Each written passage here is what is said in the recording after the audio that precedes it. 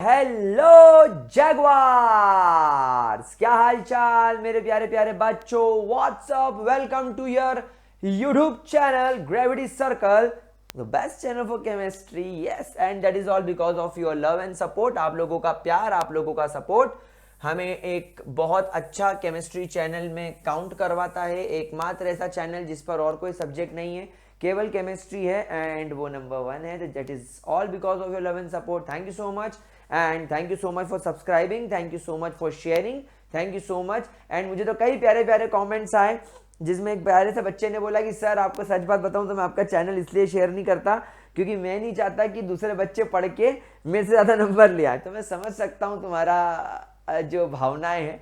ठीक है, जैसे आपकी इच्छा, करना हो शेयर तो करो, नहीं करना हो तो मत करो। ऑल आई वॉन्ट इज पढ़ते रहो। चलो, तो गाइस पिछले लेक्चर में मैंने आपको लॉग एंड एंटी लॉग सिखा दिया था। बहुत सारे बच्चों के मन में सवाल आया होगा, sir log and anti log क्यों? क्योंकि बेटा अब हम लोग जिस टॉपिक पर हेड ऑन करने वाले हैं वो टॉपिक बेसिकली इलेक्ट्रोकेमिकल सेल का ही पार्ट है। अभी हम लोगों का इलेक्ट्रोकेमिस्ट्री में इलेक्ट्रोकेमिकल सेल वाला पार्ट चल रहा है, और हमने चैप्टर की शुरुआत इंट्रोडक्शन से करी। हमने इलेक्ट्रोकेमिकल सेल पढ़ा, हमने इलेक्ट्रोकेमिकल सेल के बाद हमने इलेक्ट्रोड पोटेंशियल्स पढ़े, स्टैंडर्ड इलेक्ट्रोड पोटेंशियल पढ़ा, हाइड्रोजन इलेक्ट्रोड पढ़ा, स्टैंडर्ड हाइड्रोजन इलेक्ट्रोड, फिर हमने इलेक्ट्रोकेमिकल सीरीज देखी। अब हम लोग यहां पर एक नई चीज चालू करने वाले हैं, that is called as Nernst equation, NERNST, Nernst equation. आज हम लोग एक ब्रांड न्यू टॉपिक शुरू करने वाले हैं जिसका नाम है नर्न्स्ट इक्वेशन। बहुत सारे बच्चे को समझ में नहीं आता है कि अरे नर्न्स्ट इक्वेशन का काम क्या है। गुड, मेरे भी नहीं आता कोई खास टेंशन लेने वाली बात नहीं है। नर्न्स्ट इक्वेशन एक्चुअली एक सिंपल सा कंपैरिजन करता है बिटवीन द स्टैंडर्ड कंडीशंस में आपके सेल का जो पोटेंशियल है एंड अनस्टैंडर्ड कंडीशन में आपके सेल का जो पोटेंशियल होगा उसको। यानी E naught of a cell क्या हो गया? E naught of a cell, what do you mean by E naught of a cell? That is cell का पोटेंशियल, आपके सेल का potential at 298 kelvin temperature, 1 ATM या 1 bar pressure and 1 molar concentration of ions, 1 molar concentration of ions. ये आपका E naught of the cell हो गया, यानी standard condition हो गई। एंड अगर मैं आपसे simple E of the cell की बात करूं तो that is simply the cell potential, it is simply the cell potential at any other condition, at any condition. यानी यहां पर कोई फिक्सेशन नहीं है कि तुमको टेम्परेचर इतना ही रखना है, प्रेशर इतना ही रखना है, कॉन्सेंट्रेशन इतना ही रखना है। तो ऐसा भी तो होता होगा ना भाई, दुनिया में आज मेरे पास में मेरे घर में जो सेल पड़ा हुआ है बैटरी, वो क्या पता कि 1 बार प्रेशर पे रखी है कि नहीं। मान लो मैं कुल्लू मनाली में रह रहा हूं, मान लो मैं ऊटी के पहाड़ पे रह रहा हूं, तो वहां का प्रेशर तो अलग होगा ना, वहां का टेम्परेचर तो अलग होगा। तो अलग अलग कंडीशंस में अलग अलग टेम्परेचर पे अलग अलग प्रेशर पर भी सेल का पोटेंशियल निकालना होगा। तो वो हम यहां पर बेसिकली कंपेयर करते हैं। अब थोड़ा सा क्लास 11th का इसके अंदर कॉन्सेप्ट्स आएंगे। अगर आप लोगों ने पढ़े हो तो ठीक, अगर आपको नहीं आते हैं तो जैसा मैं बता रहा हूं, जो जो चीजें मैं लिखवा रहा हूं, आप बस वो लिख लो, उसको लर्न कर लो, उसके एप्लीकेशन सीख लो, फॉर्मूले लगाना सीख लो, आपका काम हो जाएगा। सब कुछ समझने की जरूरत नहीं है, फिर भी हम पूरे तरीके से कोशिश करेंगे। मान लीजिए मेरे पास में केमिकल रिएक्शन हो रही है जिसमें A moles of A react कर रहा है B मोल्स ऑफ B के साथ, ताकि मुझे C मोल्स ऑफ C और D मोल्स ऑफ D मिल जाए। यह आपका एक केमिकल रिएक्शन हो रहा है, यह आपकी एक केमिकल रिएक्शन हो रही है। इस केमिकल रिएक्शन का मेरे पास में जो रिएक्शन क्वेश्चन, जो रिएक्शन क्वेश्चन Q आता है, that will be equal to C की power C multiply by D की पावर D अपॉन A की पावर A एंड B की पावर B। अगर आप लोगों ने क्लास 11th में इक्विलिब्रियम नाम का चैप्टर पढ़ा होगा तो वहां पर दो चीजें सिखाई जाती है, एक Q और एक Kc. Kc is your equilibrium constant. Equilibrium constant कब अचीव होता है? जब आपकी केमिकल रिएक्शन इक्विलिब्रियम पर पहुंच जाए. मतलब जब आपकी ये वाली केमिकल रिएक्शन अपने इक्विलिब्रियम पर पहुंच जाएगी. इक्विलिब्रियम का मतलब है अब अगर आपका A और B रिएक्ट करके C और D बनाएंगे तो उसी वक्त उसी मोमेंट पर C और D वापस से टूटकर A और B बनाना चालू कर देंगे. मतलब रिएक्शन आपकी इक्विलिब्रियम पर आ जाएगी. तो वहां पर हम Q को रिप्लेस कर देते हैं Kc से. That will B at equilibrium. तो Kc बन जाएगा आपका इक्विलिब्रियम कांस्टेंट. ये क्या बन जाएगा आप लोगों का? Equilibrium constant. And it is also equal to the product, यानी C की पावर में C, D की पावर में D डिवाइडेड बाय A की पावर में A और B की पावर में B. क्या ये चीज क्लियर हो गई? ये आपका इक्विलिब्रियम कांस्टेंट हो गया. यहां पर अब हम थोड़ा सा और आगे बढ़ते हैं. इमेजिन करो ये जो केमिकल रिएक्शन हो रही है ये आपके इलेक्ट्रोकेमिकल सेल के अंदर हो रही है. तो गाइस यहां पर आपका जो सेल है इसके द्वारा डेफिनेटली कुछ वर्क डन किया जा रहा होगा. तो work done by cell W is equal to NFE. Sir ये NFE का मतलब क्या? जरा एक एक करके एक्सप्लेन करो. और सबसे पहले तो मुझे बताओ कि सर ये वर्क डन क्या है. तो मेरे को एक बात बताओ, सेल है, सेल में केमिकल रिएक्शन हो रही है. केमिकल रिएक्शन होने के बाद केमिकल एनर्जी निकल रही है जिसे सेल कन्वर्ट कर रहा है इलेक्ट्रिकल एनर्जी में. भाई हम इलेक्ट्रोकेमिकल सेल के बारे में पढ़ रहे हैं. इलेक्ट्रोकेमिकल सेल का काम क्या है? केमिकल एनर्जी को इलेक्ट्रिकल एनर्जी में कन्वर्ट करना. तो what we are doing a work. तो work done by a electrochemical cell is NFE, where N is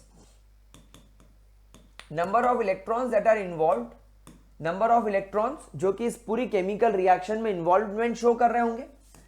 F हो जाएगा आपका फराडे. F क्या हो जाएगा मेरे प्यारे बच्चों? What is F? F is your Faraday constant. Faraday constant. और मैं आपको बता दूं ये फराडे कांस्टेंट की जो वैल्यू होती है that is 1 faraday is equal to 96500 coulombs. ठीक है मेरे प्यारे बच्चों. और E क्या हो जाएगा मेरे प्यारे बच्चों? E is the EMF of the cell. EMF of the cell और पोटेंशियल ऑफ द सेल. ये जो हम लोगों ने यहां पर लिखा E is the potential of the cell. क्या यहां तक आप लोगों को बात समझ में आई? चलो जल्दी से इसका स्क्रीनशॉट ले लो ताकि मैं आगे बढ़ सकूं. सबसे पहले आपको रिएक्शन लिखनी है, फिर ये लिखना है, फिर ये लिखना है, फिर वर्क डन लिखना है, फिर ये सब लिखना है, ये सब लिखना है. ये सब हम लोगों ने नाम दे दिए हैं. क्या हम आगे बढ़े? पक्की बात. चलिए आगे बढ़ते.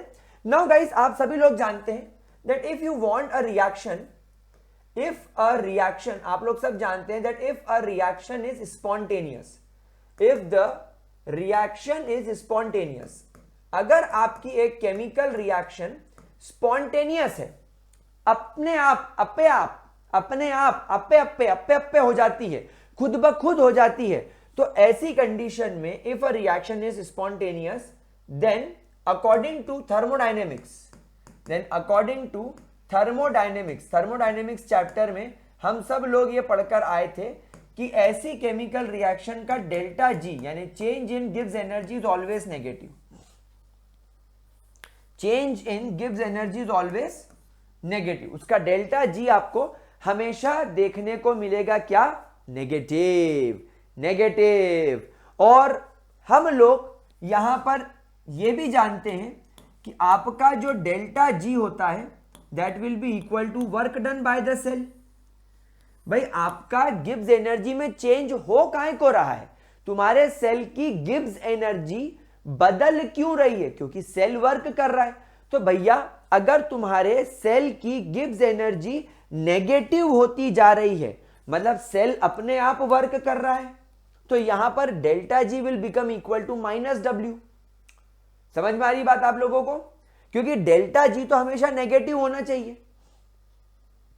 तो डेल्टा G को नेगेटिव करने के लिए हमारा सेल जो वर्क कर रहा है उसके वर्क डन की वैल्यू को अगर मैं नेगेटिव से मल्टीप्लाई करूंगा तो मेरे को डेल्टा G नेगेटिव मिल जाएगा. पूरा न्यूमेरिकल खेल है. तो delta G will become negative. और हम लोग सब जानते हैं that work done is equal to NFE।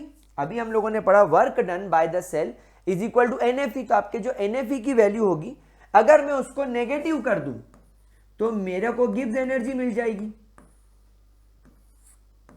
क्या ये बात आप सभी लोगों को समझ में आई?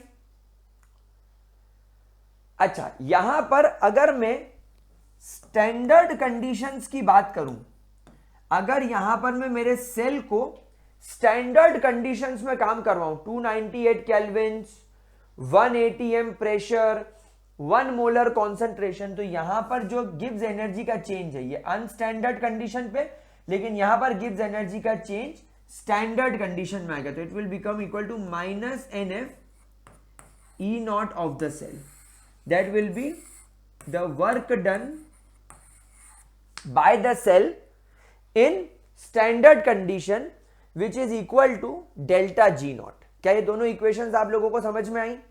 अच्छा, जब हम लोग क्लास 11th में थर्मोडायनेमिक्स पढ़ते हैं, so again according to thermodynamics हमारे पास में एक और फॉर्मूला होता है which is equal to delta G is equal to delta G naught plus 2.303 RT log Q।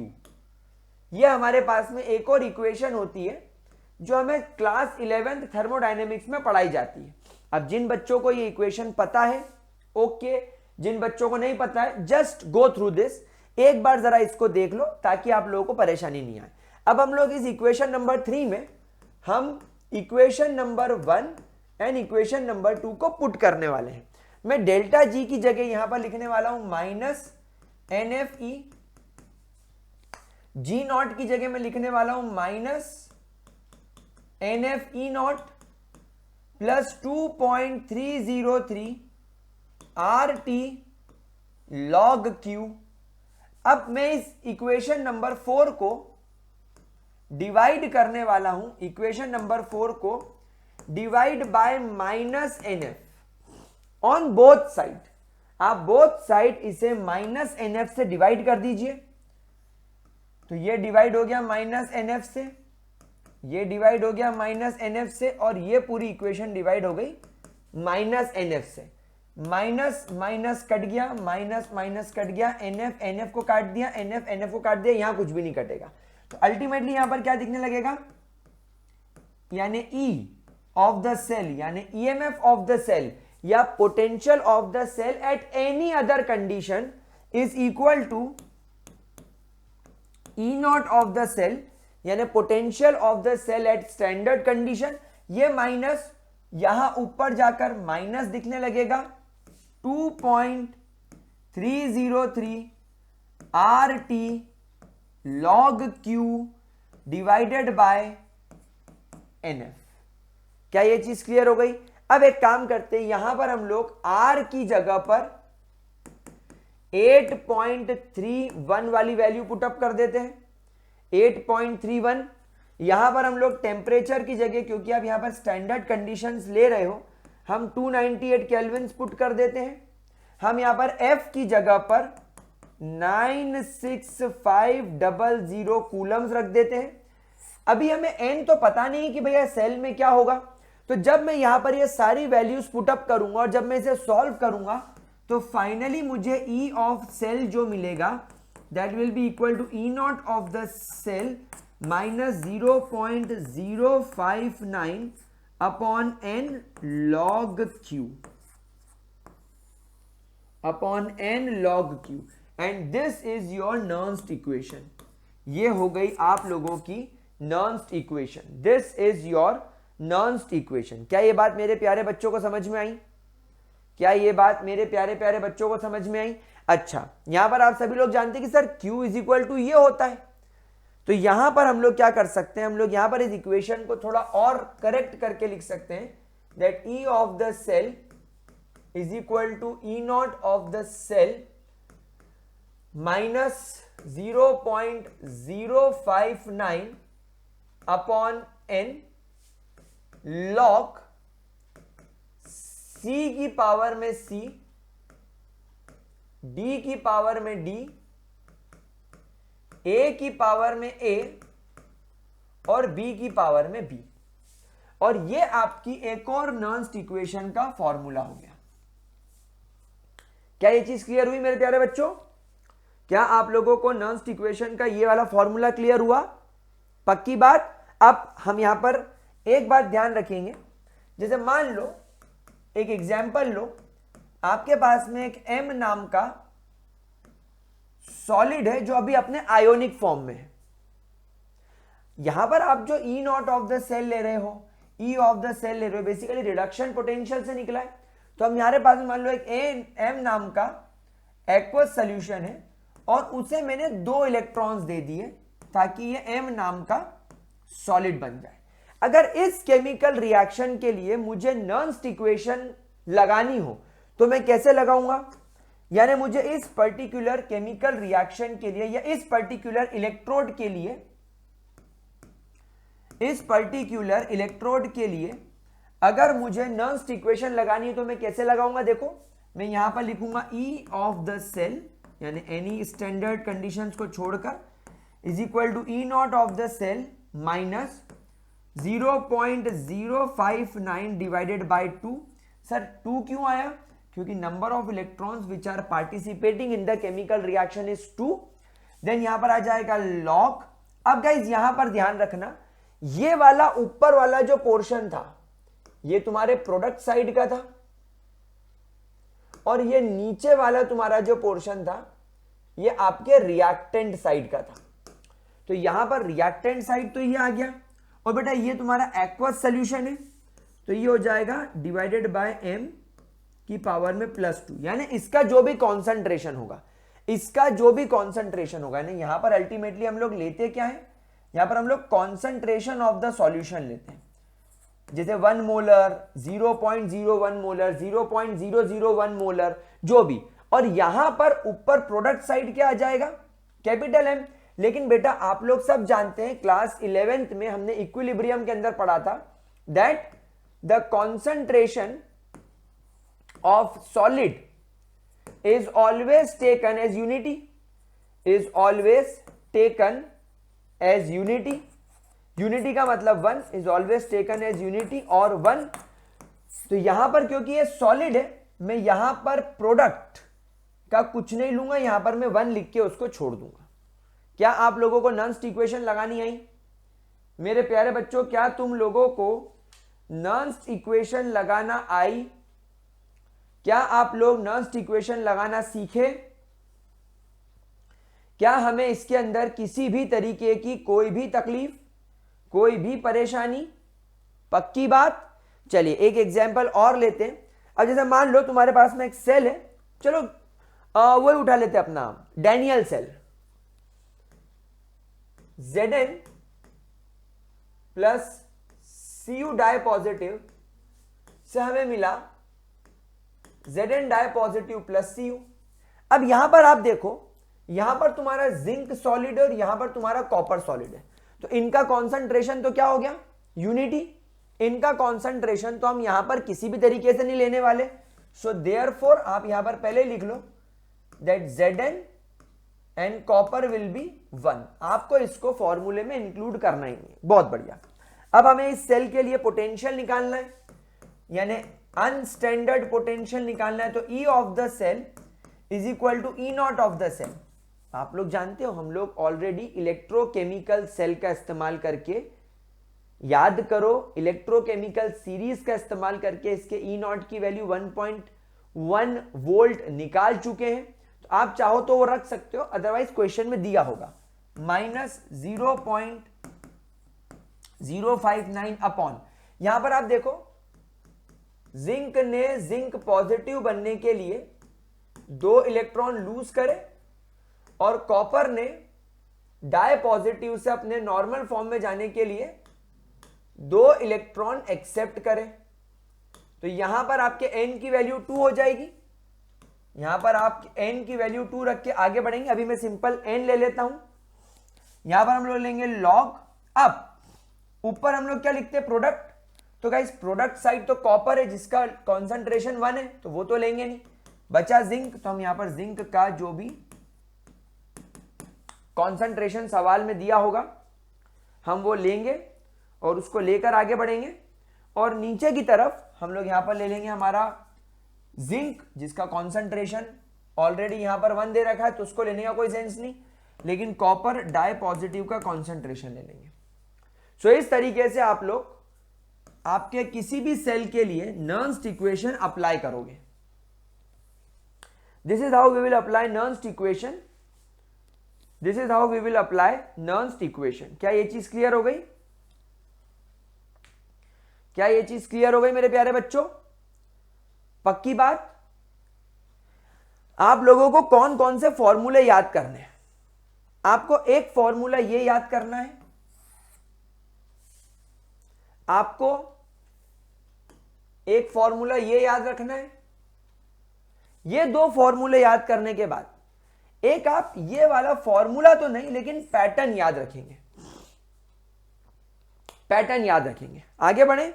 अब मान लीजिए आपके पास में सेम केमिकल रिएक्शन Zn जो अपने सॉलिड फॉर्म में, ये कॉपर के साथ जो कि अपने एक्वस फॉर्म में रिएक्ट कर रहा है और यहां पर बना रहा है Zn di positive aqueous form में और कॉपर बन गया अपने मेटेलिक फॉर्म में। अब ये कंडीशन बेटा इक्विलिब्रियम पर आ गई। ये इक्वेशन अब कहां आ गई? At equilibrium. तो पहले तो आप इसके लिए नर्न्स्ट इक्वेशन लगा दो। So E of the cell is equal to E naught of the cell minus 0.059 upon n log Zn di positive upon Cu di positive. लेकिन बेटा जब कंडीशन इक्विलिब्रियम की होती है तो हम लोग जानते हैं इक्विलिब्रियम पर काम करने लग जाता है इक्विलिब्रियम कांस्टेंट। और इक्विलिब्रियम कांस्टेंट यहां पर क्योंकि कॉपर की वैल्यू यूनिटी है, जिंक की वैल्यू यूनिटी हम लेंगे नहीं, सो इसके लिए आपके Kc यानी इक्विलिब्रियम कांस्टेंट की वैल्यू यही हो जाएगी। यानी इक्विलिब्रियम पर तुम्हारे जिंक का जो भी कॉन्सेंट्रेशन होगा, लेट से 0.01 मोलर, और कॉपर का जो कॉन्सेंट्रेशन होगा लेट से 0.0001 मोलर, अगर वो इक्विलिब्रियम पर आ गया तो फिर वो इक्विलिब्रियम कांस्टेंट के बराबर हो जाएगा Kc के। सो देयरफॉर यहां पर तुम्हारा फॉर्मूला थोड़ा सा चेंज करना पड़ेगा, where E of the cell is equal to E naught of the cell minus 0.059 upon n, और यहां पर बस आ जाएगा log Kc। तो यहां वाले फॉर्मूले में अब आप लोगों को एंटी लॉग लेना पड़ेगा। इस फॉर्मूले के अंदर आपको E सेल की वैल्यू दे रखी होगी, E naught of the cell की वैल्यू दे रखी होगी, और n की वैल्यू तो दिख ही रही है इसमें 2 है, तो सब सॉल्व हो जाएगा। Kc आपको आइडेंटिफाई करना रहेगा। तो basically this formula is used, या basically this formula is for Kc identification, Kc identification, and anti-log technique must be used, and anti-log technique is used to solve such questions जो हम लोग करने वाले हैं, जो हम लोग डेफिनेटली आगे चल के करने वाले हैं, पूरी स्पीड में करने वाले हैं, बढ़िया तरीके से करने वाले हैं। ठीक है, ठीक है। अच्छा, कई बार आप लोगों को डायरेक्टली गिब्स एनर्जी निकालने को आ जाएगी, डेल्टा जी नॉट निकालने को आ जाएगा। यानी आप लोगों को कभी कभी यहां पर जो इलेक्ट्रोकेमिकल सेल है और गिब्स एनर्जी निकालने को आ जाएगी। तो गाइज यहां पर आप लोग सब जानते हैं आपका फॉर्मूला क्या है, delta G is equal to delta G naught plus 2.303 RT and log Kc, RT and your log Kc। एक तो तुम्हारा ये फॉर्मूला हो गया मेरे प्यारे बच्चों। लेकिन मेरे प्यारे प्यारे बच्चों, यहां पर आप लोग एक बात ध्यान रखना कि यहां पर डेल्टा जी जो होता है आपका, it is basically unity. Unstandard conditions को अगर हम लोग यहां से अवॉइड कर दें तो हमें इसको हटाना पड़ेगा। या एक्चुअली नॉट यूनिटी हम इसको जीरो मान लेते हैं, इग्नोर मान लेते हैं, क्योंकि अगर आप अनस्टैंडर्ड कंडीशंस पर काम कर रहे हो तो ठीक है, लेकिन अगर आप केवल गिब्स एनर्जी निकाल रहे हो तो आपको स्टैंडर्ड कंडीशन पे चाहिए होता है, तो इसको इग्नोर मार दिया जाता है। तो अब आपकी ये जो इक्वेशन है ये कैसी दिखने लग जाती है, ये दिखने लग जाती है डेल्टा जी नॉट तो इधर हो जाता है, लेकिन वो 2.303 उधर चला जाता है, तो ये माइनस 2.303 RT log KC या log Q। अगर आप इक्विलिब्रियम पर काम कर रहे हैं तो ये वैल्यू हो जाएगी KC, अगर आप इक्विलिब्रियम पर काम कर रहे हो तो ये वैल्यू हो जाएगी KC। ये एक फॉर्मूला आप यूज कर सकते हैं, या अगर आपको डेल्टा जी नॉट निकालना हो और आपको एन एफ और ई नॉट की वैल्यू पता हो तो आप ये फॉर्मूले से भी डेल्टा जी की वैल्यू फाइंड आउट कर सकते हैं। तो गाइस इतने फॉर्मूले आप लोगों के पास में यहां पर होते हैं, और अब इनके बेसिस पर हम एक एक करके न्यूमेरिकल करना चालू करते हैं। तो shall we start the numerical guys. चलिए मैं सबसे पहले एनसीईआरटी का एग्जाम्पल ही उठाऊंगा और एक्सपेक्ट करूंगा कि आप लोग समझें पहले मेरे साथ में, और अगर आपको बन गया हो तो आप डायरेक्टली क्वेश्चन सॉल्व करना स्टार्ट करें। देखिए गाइस आपके पास में क्वेश्चन एक सेल है जिसमें Mg प्लस Ag पॉजिटिव और ब्रैकेट में इसका कॉन्सेंट्रेशन 0.0001 मोलर है, and it forms Mg di positive जिसका कॉन्सेंट्रेशन 0.130 मोलर है प्लस 2 Ag।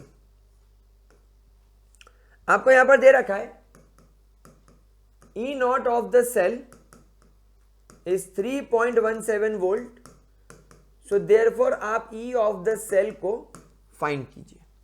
करो इस क्वेश्चन को सॉल्व, डायरेक्ट क्वेश्चन है, सीधा सीधा क्वेश्चन है।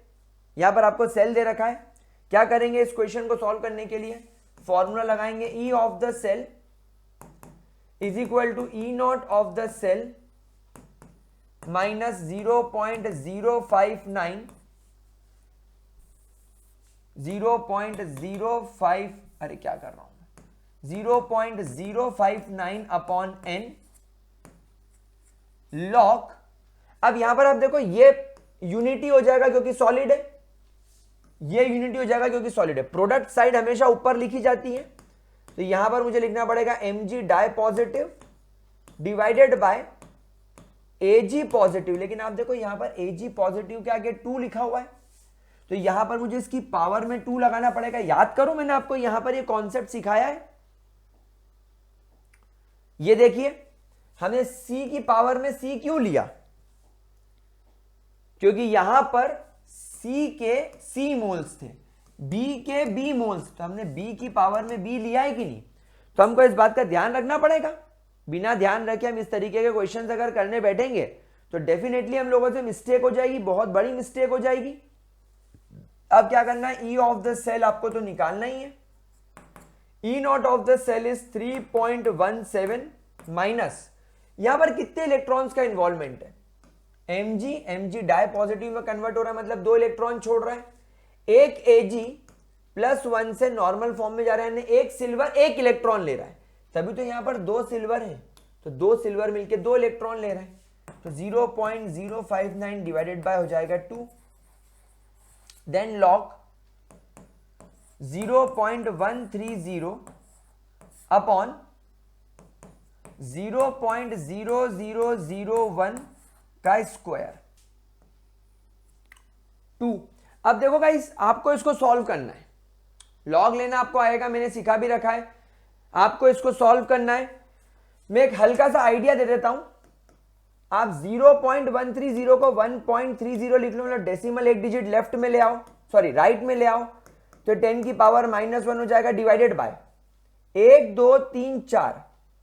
अगर मैं डेसिमल 4 डिजिट इधर ले आऊं तो हो जाएगा 1 × 10⁻⁻4 का स्क्वायर, तो हो जाएगा 1.30 × 10⁻⁻1 अपॉन 1 × 10⁻⁻8। ये ऊपर जाकर +8 हो जाएगा, +8 - 1 यानी 7, तो 1.30 × 10⁻7 आपका बचेगा। आपको इसका लॉग लेना है, लॉग बेस 10, अब गाइस एक बात बताओ, यहां पर अगर हम इस प्रॉपर्टी को देखें तो log बेस 10 की पावर 7, तो ये हो जाएगा 7 इधर आ जाएगा प्लस, क्योंकि मल्टीप्लाई है तो प्लस हो जाएगा। log बेस 10 1.30, देखो log बेस 10 1 की वैल्यू तो 0 होती है, log बेस 10 1 की वैल्यू तो 0 होती है, और log बेस 10 2 की वैल्यू 0.3 होती है, तो ये इन दोनों के बीच ही कुछ वैल्यू होगी। तो 3 और इसके बीच ही कुछ वैल्यू, अपन एक काम करते हैं अप्रोक्सीमेटली, क्योंकि एग्जैक्टली 1.50 होता तो 0 और 3 की वैल्यू 1.5 लेते, 0.15, तो मैं इसको 0.13 ले लेता हूं रैंडम, तो टोटल वैल्यू हो गई 7.13। और जब आप इसको डिवाइड करेंगे तो आपको वैल्यू मिलेगी 0.02, 1 कैरी, 2 9 18, 1 कैरी 5। इसको इसमें जब आप मल्टीप्लाई करोगे, है ना, अब आपको सॉल्व करने का तरीका बता दिया, आपको इस तरीके से कुछ वैल्यू मिलेगी। तो जब आप लोग 0.0295 को जब आप लोग मल्टीप्लाई करोगे इसमें, तो आपको वैल्यू मिलेगी 0.21। यस, हमें वैल्यू मिल रही है 0.21। तो हम यहां पर वैल्यू लिखेंगे ई नॉट ऑफ द सेल, जिसकी वैल्यू 3.17 है, माइनस 0.21, माइनस 0.21, तो आपको अल्टीमेटली वैल्यू मिलेगी 2.96 वोल्ट्स। बस आ गया आपका आंसर। क्या था? कुछ भी नहीं था, हलवा हलुआ हलुआ हलुआ। चलिए एग्जाम्पल 3.2 की तरफ चलते हैं। एनसीईआरटी का एग्जाम्पल 3.2 दे रखा है आपको। यहां पर अगेन एक सेल दे रखा है जिसमें कॉपर सॉलिड फॉर्म में है, सिल्वर राइट नाउ अपने एक्वस फॉर्म में है। ये कॉपर डाई पॉजिटिव एक्वस में जा रहा है और 2 सिल्वर बाहर हो रहे हैं। आपको यहां पर E naught of the cell 0.46 volt दे रखा है, और आपको यहां पर इक्विलिब्रियम कांस्टेंट निकालने के लिए बोला है। इक्विलिब्रियम कांस्टेंट निकालने के लिए बोला है। अब जब कभी भी इक्विलिब्रियम कांस्टेंट निकालते हैं, जैसा आप लोगों को मैंने यहां पर गिब्स एनर्जी में सिखाया था, यहां पर कि जब कभी भी आप इक्विलिब्रियम पर होते हो तो जितनी भी अनस्टैंडर्ड कंडीशंस वाली जो चीजें होती हैं वो 0 हो जाती हैं। वैसे यहां पर तुम्हारा ई ऑफ द सेल जो होगा वो भी 0 हो जाएगा। तो ई नॉट ऑफ द सेल आपको क्वेश्चन में दे रखा है -0.059 अपॉन एन लॉग के सी। ये पूरी की वैल्यू उठा के इधर ले आओ, क्योंकि ये तो 0 है इधर, दिस इज 0, तो हो जाएगा E naught of the cell is equal to plus 0.059 upon N and log K C. तो ये फॉर्मूला कैसे डिराइव हुआ समझ में आया? ये फॉर्मूला कैसे डिराइव हुआ समझ में आया? ये इक्विलिब्रियम का खेल है, ये इक्विलिब्रियम का खेल है। तो यहां पर मैं आपको एक नया फॉर्मूला और सिखाने वाला हूं। अरे तो 11th में घुस गए हम। तो गाइज यहां पर ध्यान रखना, एट इक्विलिब्रियम सब लोग स्टार बनाकर इस फॉर्मूले को लिख लेंगे। एक नया फॉर्मूला इजाद हो रहा है यहां पर। At equilibrium E of the cell is equal to 0. So therefore E naught of the cell is equal to 0.059 upon n log Kc, Kc AC Kc log Kc। अब वैल्यूज पुटअप करना शुरू करें। E नॉट की value आपको दे रखी है 0.46 is equal to 0.059 upon कितने electrons transfer हो रहे हैं? 2। देखो एक कॉपर 2 इलेक्ट्रॉन छोड़ के +2 चार्ज ले रहा है, एक सिल्वर 1 इलेक्ट्रॉन ले रहा है, तो 2 सिल्वर 2 इलेक्ट्रॉन लेंगे, तो टोटल 2 इलेक्ट्रॉन का आदान प्रदान है, इसलिए यहां पर वैल्यू हो जाएगी 2 और यहां पर आ जाएगा आपका log Kc। अब यहां पर आप लोग सब जानते हो कि ये 0.0295 टाइम्स काट रहा है इसको। तो अब हम एक काम करते हैं, 0.46 को डिवाइड कर देते हैं 0.0295 से। तो तो यहाँ पर आपको log Kc मिल जाएगा। एंटी लॉग की तरफ बढ़ रहे हैं हमारी गाड़ी, तो पहले इसको डिवाइड कर लेते हैं 0.0295 से। आपको वैल्यू मिल रही है 15.5 is equal to log Kc। अब एक बात बताओ, आपको तो Kc की वैल्यू चाहिए, सो देयरफॉर आपको यहां पर एंटी लॉग लेना पड़ेगा। सो देयरफॉर यहां पर आपको एंटी लॉग लेना पड़ेगा। सो टेक एंटी लॉग, तो मैं यहां पर Kc लिखूंगा is equal to anti log of 15.5। अब चलो एंटी लॉग वाले खेल में घुसते हैं। मैं आपको एक बार सॉल्व करवा देता हूं ताकि आप सभी लोगों को यह सब करना आ जाए। मैं बार बार नहीं कराऊंगा, मैं एक ही बार कराऊंगा। तो क्या करना पड़ेगा, कैसे करेंगे? कुछ भी नहीं करना है सर, कुछ भी नहीं करना है। इसको तोड़ लो, बाहर लिख लो एंटी लॉग और अंदर इसको तोड़ लो 15 प्लस 0.5 में। आया मजा? एक काम करो, इसको 15.6 ले लो, 0.6 में टूट जाएगा। अब हम एक काम करते हैं, यहां पर लॉग लेते हैं, तो ये हो जाएगा लॉग बेस 10। मैं 15 को कैसे लिख सकता हूं? 10 की पावर में 15, क्योंकि आप लोग सब जानते हो, कल मैंने पिछली क्लास में कहा था 10 की पावर 15, 15 उतर के आगे चले आएगा। लॉग बेस 10 की वैल्यू होती है 1, तो 15 multiply by 1 will become equal to 15। और बेटा ये जो वैल्यू है 0.6, ये तुम्हारे लॉग बेस 10 4 की वैल्यू होती है। अगर आप बहुत ज्यादा अच्छे तरीके से पढ़ना चाहते हैं, तो अगर आप यहां पर लॉग बेस 10 0.5 की वैल्यू लोगे तो ये वैल्यू 3.9 की आएगी। लॉग बेस 10 3.9 की। अब यहां पर आप इसे कॉमन ले लीजिए, तो यहां पर लॉग बेस 10 कॉमन आ जाएगा। मैं 3.9 पहले लिखूंगा क्योंकि साइंटिफिक नोटेशन ऐसे लिखा जाता है, और 10 की पावर 15 बाद में लिखी जाती है। और बाहर तुम्हारा एंटी लॉग है, तो एंटी लॉग ने लॉग को काट दिया, तो तुम्हारी फाइनल Kc की वैल्यू कितनी आ गई? 3.9 इंटू 10 टू द पावर 15। तो क्या आप लोगों का आंसर यही मैच कर रहा है? एक बार एनसीईआरटी में देख लेते हैं, क्रॉस चेक कर लेते हैं। हाँ भैया, यही आंसर आ रहा है। बहुत बढ़िया भैया, मजा आ गया भैया। चलो अगला क्वेश्चन एक बार हम लोग वापस से एनसीईआरटी एग्जाम्पल 3.3 उठाएंगे ताकि हमें मजा आए। फिर आप लोगों को यहां पर एक क्वेश्चन दे रखा है Zn घिसा पीटा Cu डाई पॉजिटिव, घिसा पीटा Zn डाई पॉजिटिव और घिसा पीटा Cu, यही दे रखा है। आपको इस सेल का E0 दे रखा है, रटी हुई वैल्यू है तो हमको 1.1 वोल्ट। क्या बोल रहा है? स्टैंडर्ड गिब्स एनर्जी निकालना है, डेल्टा G0 निकालना है। कोई बड़ा क्वेश्चन नहीं है, कोई बड़ा क्वेश्चन नहीं है। अभी अभी मैंने आपको इसका फॉर्मूला सिखाया भी है, that delta G0 is equal to minus NFE। कितने इलेक्ट्रॉन्स ट्रेवल करते हैं इसके अंदर? 2 इलेक्ट्रॉन ट्रेवल करते हैं। 1 फराडे इज 96500 कूलम। E0 की वैल्यू इज 1.1 वोल्ट।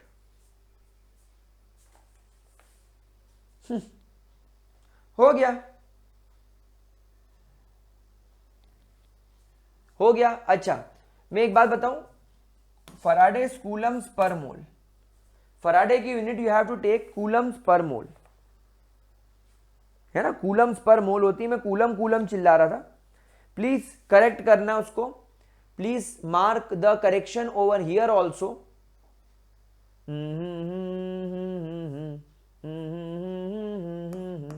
कूलम पर मोल, ठीक है? तो बस इस तरीके से क्वेश्चन करना। चलो और क्वेश्चन देखेंगे, अभी खत्म नहीं कर रहे हैं। अच्छा इसको सॉल्व कर लेना है ना, फर्दर इसको सॉल्व कर लेना, कोई समस्या नहीं आएगी, ठीक है? अच्छा एक चीज मैं बता दूं, coulomb multiply by volt can be taken as joules. तो इसकी फाइनल वैल्यू जो आएगी -2 multiply by 96500 multiply by 1.1 joules पर मोल। और अगर आपको इसको किलो जूल में करना तो 10 टू द पावर 3 का यहां पर फैक्टर और आ जाएगा। चलो एक क्वेश्चन और करेंगे, मेरे पास में एक क्वेश्चन और है, मेरे दूसरे मटेरियल से क्वेश्चन लेंगे आप। सब जेई नीट लेवल के, बोर्ड लेवल के क्वेश्चन है। आपको यहाँ पर ईएमएफ कैलकुलेट करना है। सवाल की लैंग्वेज बदल सकती है। ईएमएफ मतलब ई ऑफ द सेल निकालना है। कोई कंफ्यूजन ना क्रिएट हो कि सर आपने ईएमएफ नहीं पढ़ाया, वही एक ही बात है। सेल बदल गया है यहाँ पर, पहली फुर्सत में निकल है, ये सिल्वर को उंगली करता है और कॉन्सेंट्रेशन 0.2 मोल कर देता है। यहां से निकल जाता है निकल, पहली फुर्सत में निकल, और इसका कॉन्सेंट्रेशन 0.160 हो जाता है एंड यहां पर 2 मोल्स ऑफ सिल्वर आ जाता है। Now guys again as I say, question बिल्कुल सेम है। आपको यहां पर ई ऑफ द सेल निकालना है। I think we should not waste time now in such questions. आप लोग बड़े आराम से, इत्मीनान से ऐसे क्वेश्चंस सॉल्व कर सकते हो। ये तो यूनिटी हो जाएगा, निकल ही लेना पड़ेगा। निकल का कॉन्सेंट्रेशन लेता हूं 0.160। यहां पर भी n की जगह 2 ले लूं, क्लियरली दिख रहा है 2 इलेक्ट्रॉन्स का आदान प्रदान हो रहा है। निकल से निकल डाई पॉजिटिव बन रहा है, मतलब 2 इलेक्ट्रॉन है अपॉन। अब यहां पर सिल्वर का कॉन्सेंट्रेशन 0.2 है, लेकिन यहां पर इसका स्क्वायर है। वही तरीका है सॉल्व करने का, 0.160 ले लो अपॉन आलू ले लो, कांदा ले लो, यानी इसको 1.6 कर लो into 10 to the power, left में ले गए तो -1 कर लो। 1 2 3 डिजिट इधर खसक जाएगा, तो 2 इंटू 10 टू दी पावर -3 का स्क्वायर ले लो, तो 1.60 into 10 to the power -1 upon 4 into 10 to the power -6 ऊपर जाकर +6 -1 यानी +5। तो ये दिखने लगेगा मुझे +5 4, और ये जब मैं इसको डिवाइड करूंगा तो हो जाएगा 0.40। डेसिमल एक डिजिट राइट लेंगे तो 4 इंटू 10 टू दी पावर 4 हो जाएगा, 4 इंटू 10 टू दी पावर 4। अब आप देखो 4 उतर के आगे आ जाएगा तो 4 हो जाएगा प्लस log बेस 10 4 की वैल्यू कितनी होती है 0.6, तो ये 4.6 हो जाएगा, इट विल बिकम 4.6। अच्छा सर ये कैसे करा? अरे वो log की मैंने आपको यूनिवर्सिटी कहते हैं log base 10a multiply by b is equal to log base 10a plus log base 10b। तो तुम्हारे पास में 4 इंटू 10 टू दी पावर 4 था, तो मैंने उसको ऐसा लिख दिया log base 10 4 plus log base 10 10 की पावर में 4। ठीक है ना? अब ये log बेस 10 10 की पावर 4 में वो वाली एप्लीकेशन लग जाएगी log बेस 10a की पावर में b, तो ये b उतर के आगे आ जाएगा, log बेस 10a बच जाएगा। तो ये जब 4 उतर के आगे आया तो ये बन गया 4, और log बेस 10 10 की वैल्यू होती है 1, तो ये हो गया 4, और log बेस 10 4 की वैल्यू होती है 0.6। तो जब हम दोनों को ऐड करेंगे तो आपको वैल्यू मिल जाएगी 4.6। गाइस ये log सॉल्व करना आना चाहिए, मैं नहीं जानता, मैं आपको 2 बार बता चुका हूं, अब आप लोगों को करना पड़ेगा, we have to do this. अब यहां पर आपको इस सेल का ई नॉट क्या दे रखा है? E naught of the cell is 1.50 volt. E naught दे रखा है 1.05 वोल्ट होगा यार, 50 थोड़ी होगा, 05 होना चाहिए मेरे हिसाब से, क्वेश्चन में गड़बड़ है क्या? हाँ 05 होना चाहिए, ठीक है। तो ये हो गया 1.05 माइनस 0.0295 मल्टीप्लाई बाय इसकी वैल्यू कितनी आ गई थी 4.6। कर लोगे? अब कर लोगे? 0.14 मिलेगा, ये इसको 0.14 मिलेगा और 1.05 मिलेगा, तो अल्टीमेटली वैल्यू कितनी आएगी 0.91 volt will be your answer. 0.91 volt will be your answer मेरे प्यारे प्यारे किडीज। अगला क्वेश्चन और देख सकते हैं। गोरिया चुराना मेरा जिया गोरिया। अच्छा अब यहां पर एक कंडीशन है, एक कंडीशन हम और पढ़ेंगे। ये कंडीशन है गाइज आप लोगों को EMF of hydrogen electrode, EMF of hydrogen electrode, EMF of hydrogen electrode यानी SHE, यानी कभी कभी तुम्हारे पास में गैस भी आ सकती है एज एन इलेक्ट्रोड। तो यहां वाली कंडीशंस में आप और मैं क्या कर सकते हैं, देखिए, तो यहां पर मैं हाइड्रोजन इलेक्ट्रोड के रिडक्शन वाले पार्ट को लिखूंगा। तो अगर मेरे पास में हाइड्रोजन इलेक्ट्रोड का इस प्रकार से रिडक्शन हो रहा है तो हाइड्रोजन गैस इवॉल्व होगी। अब क्योंकि hydrogen electrode is an SHE, standard hydrogen electrode, यहां पर प्रेशर हमेशा 1 atm रहता होगा, इट विल नेवर चेंज।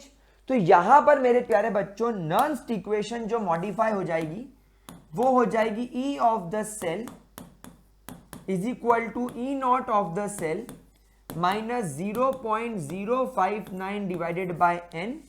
यहां पर आ जाएगा लॉग। अब यहां पर आपका प्रोडक्ट क्या है, हाइड्रोजन गैस। तो गाइस हाइड्रोजन गैस को मैं प्रोडक्ट साइड तो लिखूंगा, लेकिन यहां पर मैं क्या लिखूंगा, उसका pressure, partial pressure of hydrogen gas, यानी यहां पर pH2 क्या है, that is the partial pressure of hydrogen gas. यानी गैस वाली कंडीशन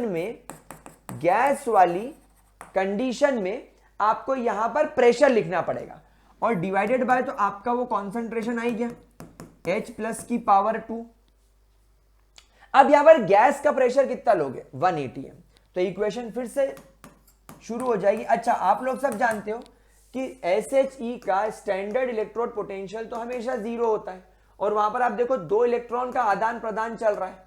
तो यहां पर हम इसे ले लेंगे 0, यानी ये तो बात ही खत्म हो गई, ये तो खत्म ही हो गया। Minus 0.059 divided by 2 log base 10, ये हो जाएगा 1 atm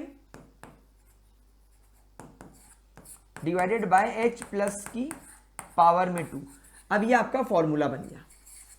बस अब आप ये फॉर्मूला यूज करो, और आपको जब कभी भी हाइड्रोजन इलेक्ट्रोड पर कोई क्वेश्चन आए बना दो।